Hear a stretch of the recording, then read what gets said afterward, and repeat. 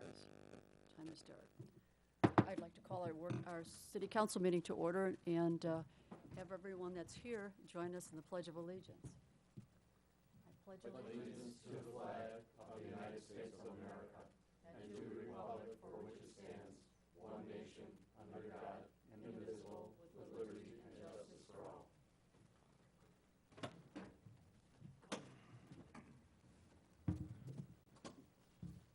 The roll, please. Belke, Belzak, Here. Kenny, Here. Marquez, Here. McIver, Shower, Here. Seifert, 4 present. We have a quorum. The next item on the agenda is questions, comments, and announcements, and I think I'll pass right over that since we don't have an audience. I'll move right on to the approval of minutes of August 18th. Do I have a motion to approve? Alderman Shower, seconded by Alderman Kenny. With one correction on a typo, I think we can move right to the roll, please. Shower, Aye. Kenny, Aye. Belzak, Aye. Marquez, Aye. 4 ayes. The minutes have been approved. Let's move to the receiving of communications. Do any of the aldermen have communications to share? Alderman Kenny? I have a few, Madam Mayor. Madam, there's a few residents on the 18 and 1900 block of GG Lane that contacted me in regards to the Park District's proposed parking lot that they're putting in behind their property. We met with Mr. Gombeck because there were supposed to be some stormwater issues that go along hand in hand with this. It's the old, they don't want it in their backyard kind of thing. And if I lived on that block, I might, I can appreciate where they're concerned. But we've put them in touch with the Park District and do what they have to do with that. I got a communication from a Nancy Nusback in the 7100 block of Walden Lane regarding the property at the corner of 72nd and 73rd and Exner. They had a family issue, death in the family, and some stuff was out in the driveway for an extended period of time. And by the time I can get to talk to Mr. Gombeck's office, I ran into one of the owners and asked them if they could pick up the boxes. I came back after work and they were gone. So Mrs. Nisbeck thinks I'm a quick guy. I just got lucky on that one. And last but not least, and I talked to Chief Brown about this. Last Friday, our power went off at my office at Realty Executives, and Janet Pence, my brokering manager, made a compliment to Officer Michael Lorick, who went above and beyond his services being called out there. There wasn't a lot Mike could do, but she was very, very satisfied about how professional, chiefs, police staff were on that instance. That's all I got. Okay. Any other communications? And then I'll just mention the ones that I've received. I received a thank you letter from Pat Kelly, the widow of Sam Kelly, and she just wanted to thank myself and the council and staff for the beautiful flower arrangement that we sent for Sam's funeral. And a thank you note from Beth Tischler. She sent a really nice little card thanking us for the recognition we gave to the Cancer Smashers. And I'd like to mention also a letter I received from Dorothy Rimkus, a neighbor on Sierra Drive. I did receive the letter, but in the meantime, Dan Gombeck has already addressed the issue, and I believe you come to she had a drainage issue in the rear yards, and I believe you've already come to a conclusion on that, or something to fix the problem. There's a couple concerns from a couple residents, so they need to do some work also on their own. I went through several discussions with both residents. Okay, so they're quite pleased with the quick response that we gave to their issue. Also, Argonne National Lab is having their usual quarterly round table, which is coming up this Wednesday, September 10th at 7 p.m. at Argonne in Building 201. If anyone is interested in attending, I typically attend this, and it's a very informative meeting. Each time they have their round table, they have a different subject matter that they are going to address, and this time it's going to be about the new computational building that they're going to be building. They've already have one on the property, but it's just phenomenal what they're doing there. As you all recall, they've shifted from research on uranium and nuclear products to going totally with computation and computers. So that was great news for us as a community, but it's always exciting to go to these roundtables to hear what's going on at Argonne. So it's welcome to attend. Yes? It's interesting you mentioned that because, you know, you hand out those magazines to us, and there was one from Argonne that we get. Those are great magazines, aren't they? And I took that home, and I was just fascinated by some of the articles, and there was one about battery research on batteries, and they said because of the computer system they have there, the computers, the computational ability, they're able to do more extended research. I think they said one computer would take how many years to do some of these computations, whereas their system, they get it back in like so many hours. So it's fascinating what they're doing over there. Well, their computers, they talk about petaflops now, because that's how much data they can create. It's really remarkable. So anyone is welcome to attend that. They just need to, on the city council, I mean, just need to contact Brian so he can give them a heads up that we're attending. That's the end of my communications. Let's move to the mayor's report, and the item under the mayor's report is Claire Bongiovanni with the Darien Chamber, and it's all excitement. We have the Darien Fest coming up. Good evening. The 27th Annual Darien Fest, sponsored by the Darien Chamber of Commerce, will be held this weekend, September 5th, 6th, and 7th at Darien Community Park. Opening ceremonies begin at 5:45 p.m., which will include the Darien VFW Post 2838 Honor Guard Presentation of Colors, Mayor Kathleen Weaver, 2013 Citizen of the Year Kathy Marquez. The Eisenhower Junior High Marching Band will be there along with myself. Friday night's lineup includes a DJ set by Darien Chamber intern Noah Shake, followed by American Idol Season 6 ninth place finalist Gina Glockson and her band. Saturday afternoon's lineup includes the GMRC band, back in the days, Amy Kelly Band. High Infidelity hits the stage at 8:30 p.m. Sunday is Family Day, beginning with the 3rd Annual Darien Idol. The finalists will perform on the main stage at 1 p.m. Best of luck to all of our awesome contestants: Angelica Jugman, Claire Wagner, Eddie Anderson, Dana Scott, Fredo Fosco, Kate Melvin, Kaylin Tajero, Lauren Kraus, and Marielle Isabel Vestuto Longford. Judges include Darien resident and member of the GMRC band, Anavar Salgado, Mike Dalval, member of our gang, and Darien resident and member of High Infidelity, Dave McCalkis. Good luck to all of our contestants. The 2nd Annual Pep Parade begins at 2 p.m. The battle of the bands is back with homeschool dropouts, Everyone Says, and Clear Confusion, which will begin at 3 p.m. Karate for Kids demonstration will also begin at 3 p.m. on the south side of the park. Radio Disney will entertain the families in front of the main stage on Sunday at 4:15. Closing ceremony and 9/11 memory will take place at 5:15, and then our gang hits the stage at 6 p.m. The community will have the opportunity to meet over 24 Darien Chamber businesses during the Business Expo. Windy City Amusements will offer unlimited ride specials on Friday from 6 p.m. to 10 p.m., Saturday and Sunday from noon to 5 for $25 this year. The Darien VFW Post 2838 will host their annual 50-50 raffle, as well as the 1958 Oldsmobile 88 car raffle. Kid Bucks Game Show will be entertaining children all weekend long. Just added, Carriage Greens Country Club will be providing a driving range, which will be set up on the south end of the park. Their new golf pro, David Prang, past PGA Player of the Year, will be on hand to take a look at your swing.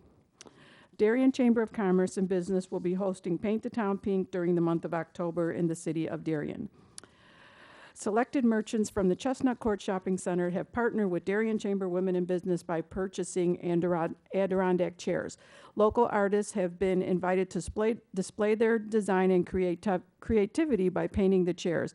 A silent auction will be held during Darien Fest with 100% of the proceeds being used to provide meals for women in Darien going through breast cancer treatment in October.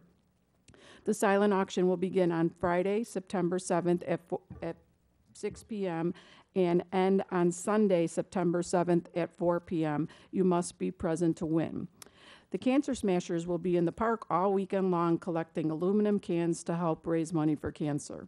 This event would not be possible without the support of the City of Darien, the Darien Park District, the Darien Lions Club, the Darien Women's Club, the Darien VFW Post 2838, WHBCD Kiwanis Breakfast Club, the Darien Youth Club, our dynamic sponsors, community volunteers, local organization, and the Rockin' Team Darien Fest. And that's it. Hope to see everybody this weekend. Sounds great. Okay? Thank you. Thank you. Let's move to the city clerk's report. No report this evening, Madam Mayor. Thank you. City administrator's I report. have no report also, Mayor. Thank you. Department head information or questions? No report for me, ma'am. How about you, Dan? Just quickly, we have a tree planting program coming up, so residents look for information within the next couple days to be put on Direct Connect as well as on our cable TV. The tree planting program includes a 50-50 cost share program, and that basically is where residents have the opportunity to contribute up to 50% for a parkway tree, and the city will contribute the other 50%.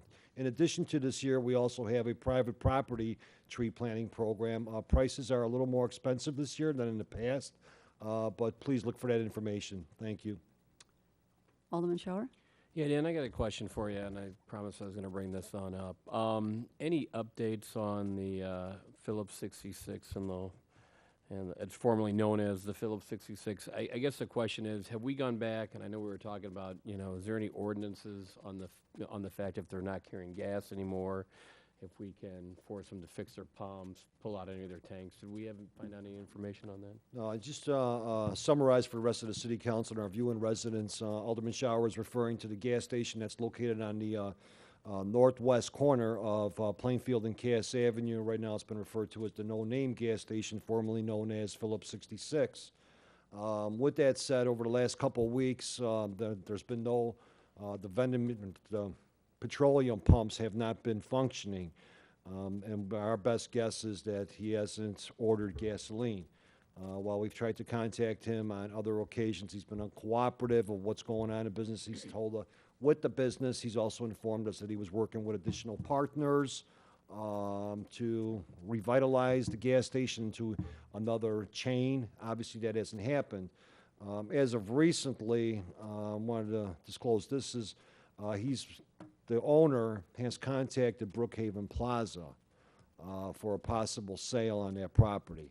So this is all very preliminary, but I wanted to let the council know that just came out this afternoon, as a matter of fact. But in respect to Alderman Shower's direct question, is there any ordinances if the pumps are shut down, the word city can review items further for possible litigation or property maintenance code violations? The answer is no. We're going to reach out to maybe the Department of Agriculture to see what's happening there, but right now there are no ordinances on the books that would basically we, the city, could make him close the business. And Dan, in furtherance to that, it would be difficult to write such an ordinance and enforce that. So, we had that conversation, and we have an ordinance on the book, like for the Amico, when they went dark, they have X amount of time if the business goes under and the property's vacant. But in terms of property owners' rights, we're pretty limited in just making that, or any place like that, just take out the pumps if they're not using those. But hopefully, maybe something else around the corner here with some development or some sale would obviously be very good. Right, and Mr. Van brought up a good point in respect if the business goes dark. The business is currently not dark because of the service station aspect. They do have a mechanics bay, and in mechanics bay, they've been working out of it. So you're saying that even if the pumps are not working and they're empty gas tanks, there's nothing we really can do about it? Correct, unless there's some other requirements per the EPA, and we're going to reach out to them. The Department of Agriculture is the ones that really weights and measures, is the overseeing governmental agency that oversees that operation, and we're going to have to research through the web, whatever the case is, or reach out to them to see if there's any other alternatives. We are back in court with this, with the owner, September 24th also.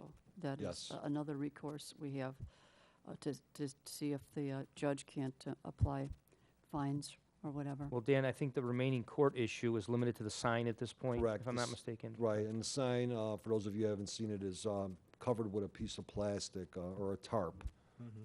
So that is not allowed by the city code. He had a court date a month ago.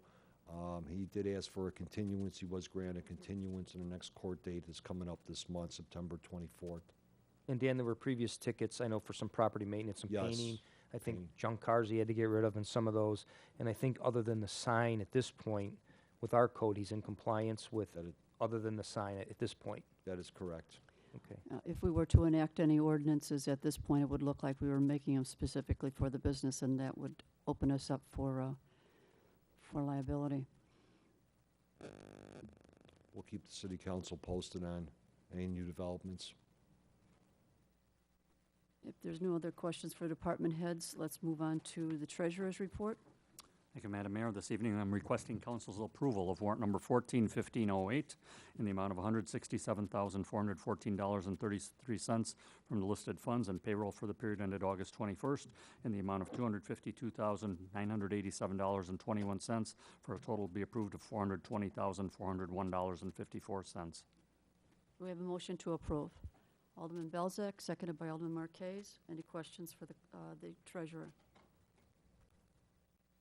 Then the roll, please. Belzak. Aye. Marquez. Aye. Kenny. Aye. Shower. Aye. 4 ayes, 3 absent. The warrant has been approved. The next item is the monthly report. Do you want to go over that, please? Thank you. The revenue and expenditure report for the 3 months ended July 31st reflect general fund year-to-date revenue $4,010,180, expenditures of $3,127,088 for a current balance of $2,233,282.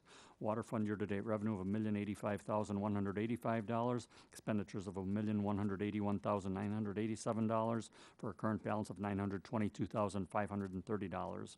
Motor fuel tax fund year-to-date revenue of $243,980, expenditures of $86,458 for a current balance of $309,977. Water depreciation fund year-to-date revenue of $879, expenditures of $9,477 for a current balance of $297,836. Capital Improvement Fund, year-to-date revenue of $2,623,027, expenditures of $1,538,437 for a current balance of $6,504,186, and a Capital Projects Debt Service Fund, year-to-date revenue of $257,277, expenditures of $36,750 for a current balance of $233,940. Any questions for the treasurer on the monthly report? Then let's move on to standing committee reports. Alderman Marquez. Thank you, Madam Mayor. Just a reminder that the next Municipal Services Committee meeting is scheduled for Monday, September 22nd at 6:30 here in the council chambers. And Alderman Shower. Thank you, Madam Mayor. The minutes of the August 4th Admin Finance meeting have been submitted to the clerk's office, and our next Admin Finance meeting will be held on Monday, October 6, 2014, at 6 p.m. in our upstairs meeting room. Thank you. And since Alderman Guyver is not here, the police committee will have their monthly meeting across the street at the police station at 6 o'clock Yes, on the 15th of September. thank you. Let's move on to questions, comments, agenda related. Do any of the aldermen have questions, comments on the any of the agenda items at this point? And our only audience is the reporter, so I think we can move right on to old business, and there being no old business, we'll go right to the consent agenda. There are a number of items I'll mention for the viewing audience. The first is a motion to grant a waiver of the raffle license bond requirement for Cass District 63 Foundation, the Cass PTC. The next is a motion to approve an ordinance authorizing the sale of personal property owned by the City of Darien, which includes old SWAT equipment, old technology, parts from old squads, and miscellaneous. The next item is a motion to approve an ordinance approving a variation to the Darien zoning code for 7731 Lester Lane. The next item is a motion to approve a resolution for the maintenance of streets and highways by municipality under the Illinois Highway Code, which is something we do annually. The next item is a motion to approve a resolution authorizing the mayor to accept a proposal from Superior Road Striping in an amount not to exceed $6,105 for the 2014 street striping program. The next item is a motion to approve a resolution accepting the unit price proposal from Berry Landscaping for the purchase and installation of the 50/50 Parkway Tree Program and the planting of various parkway trees in an amount not to exceed $114,081. The last item is a motion to approve a resolution accepting a proposal from United Septic, Inc. for the cleaning and televising of the Sawmill Creek underdrain system. Do I have a motion to approve? Alderman Shower, seconded by Alderman Kenny. The roll, please. Shower, Aye. Kenny, Aye. Belzak, Aye. Marquez, Aye. 4 ayes and 3 absent. All items have been approved. We move to new business, and there is no new business, so I'll just move right to questions, comments, and announcements of a general nature from the city council first. And there being no audience to ask any questions, comments, or announcements, I'd like to ask for a motion to adjourn. Alderman Kenny, seconded by Alderman Shower. All in favor? Aye. Thank you very much. 7:50. Turning the microphones off. I guess all the talkers were absent.